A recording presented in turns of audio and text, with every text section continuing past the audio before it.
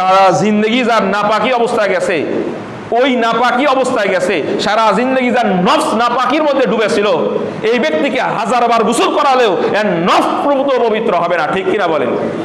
আপনি যত কায়দায় ইন্তেকালের পরে যত পর্দার সঙ্গে আর যত যার সঙ্গেই দেন না কেন, তাকে কবরের মধ্যে ঢুকান না কেন, কোনো লাভ হবে না, কোনো লাভ হবে না। এই সমস্ত বেঈমানদেরকে রাইখে কোনো লাভ হবে না। আমি তো এই জন্য কমিটিদেরকে বলতে চাই এবং আগামীতে বলবো, কোনো বেনামাজির জানাজা যাতে আমাকে না ডাকা হয়, কোনো বেনামাজির জানাজাটা আমাকে দিয়ে না পড়ানো হয়, এই উদ্যোগ নিতে বলবো আমি কমিটিকে। আগামী থেকে যাতে এরকম শক্তিশালী ভূমিকায় আসতে হয়।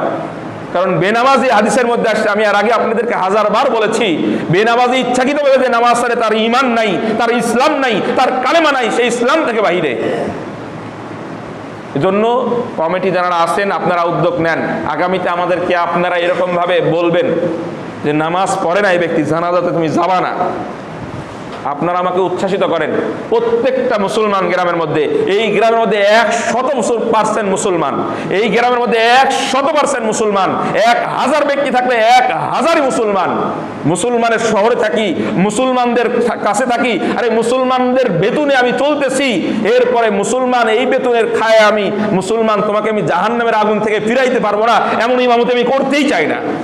আমাকে বাদ দিয়ে দেন। আপনারা কেন রাখছেন আমাকে? হয় আপনারা উদ্যোগ নেন, না এই বিষয়ে আপনারা একটা কিছু ফাইসালা করেন। বড় আফসোস লাগে, মসজিদ ভর্তি করে রাখছে, টাইলস লাগা রাখা হয়েছে, এই মসজিদে আসতে ইচ্ছা করে না।